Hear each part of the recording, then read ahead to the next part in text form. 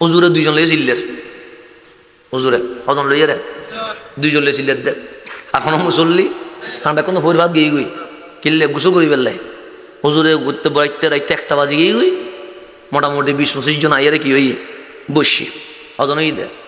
20-25 জন হটা বাজে 1টা বাজে 1টা 5 হইতে নুমইতে হুজুরের করে দেখার সময় কি বেশি হয়ে যার গ্রহণ না দিলে ভালো হইব, মাহফিল গ্রহণ দরকার নাই।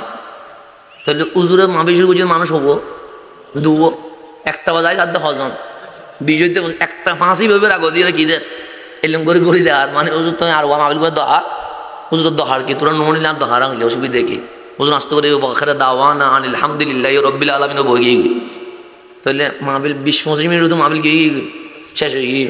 খুতবা 5 মিনিট তুমি বেশি দিলে আমার মাথা গরম হয়ে যাবে। হুজুর হদ্দে বাজি কিনে চাইছি তীরে আস্তে করে 2 মিনিটের মধ্যে শেষ করে দিন খুতবাও গিয়ে শেষ হয়ে গিয়ে কেরাত লম্বা দিলে ওনার পিছনে চিল্লাইতে লাগবো ও করতে লাগবো যে কেরাত লম্বা খাওয়া কথা ঠিক না। হুজুর হবে ইন্না তয় না ভরিবে আর এমনি কুলহু আল্লাহ ভরি শেষ করে দিলে আমরা কি হইব সুবিধা হইব। জমান নামাজ শেষ হয়ে গিয়ে 25-30 মিনিট ধর দাম মেয়েদের জানিয়ে বাইর করে গেলায় 1 ঘন্টার হমে মাহফিল করলে এটা যেন মাহফিল অনেক কিছু নয় 1 ঘন্টা পর্যন্ত কি করাই বোধ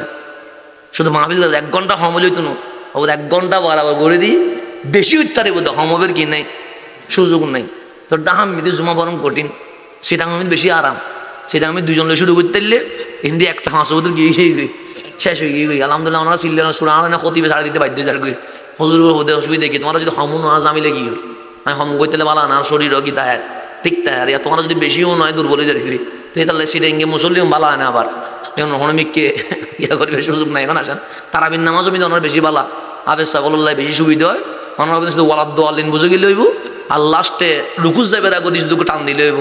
মাঝখানে কি পর্যন্ত অনর্থ বুঝিবে দরকার নাই মুসল্লির তো বুঝিবে কোনো কি নাই দরকার নাই তো ইলম স্পিডে করে ফরি তার গদি এলে মাসানা নাই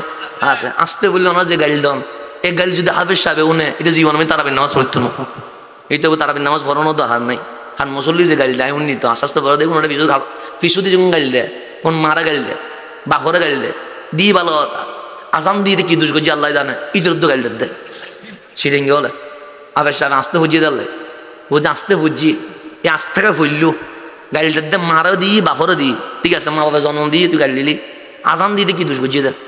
ঈদের তো গাইল দিয়ে বাড়াই ফেলা এই গাইল উনানো ফোয়া দিই আনা হসপিটাল যাই মাঝে মাঝে ফোয়া হইলে লই হয়তো তোর আজান দন না আমি 200 টিয়া উঠলো ইতারা দিয়ে তুই আজান দে হয়তো কিয়া খানে ফোয়াবে কিনা কি হবে আল্লাহ জানে সিটেন গিয়ে গাল দিবে শোন আজান দিয়ে গাইল দে বাজে হতদিন বাসি থেকে মানে জানে মরিবের পরে গাইল হিনতে রাজি নাই তুই আজান দে করি আমি আজান দন তো বন্ধ করে দিদি ইয়া বাচ্চারা আজান দিদি উল্টো আরো হলে 200 টিয়া দিয়ে দিদি আমি 10 তুই দেয় বাজে 8 দিনও দিয়েস কারণ আমি এক তারাবি মরিয়ে ফিসুর হাতার চাচ্ছিলাম ফিসুর হাতার আবেশ আমি আস্তে আস্তে ভরত দে ফিসুর হাতারও মুসল্লি ব্যাক কোন লাইন ধরে গাড়ি দে গাড়ি দে ঠিক আছে মা বাবারও দিলি আসাম দিতে কি দুষ করছি ঈদের তো গাড়ি দে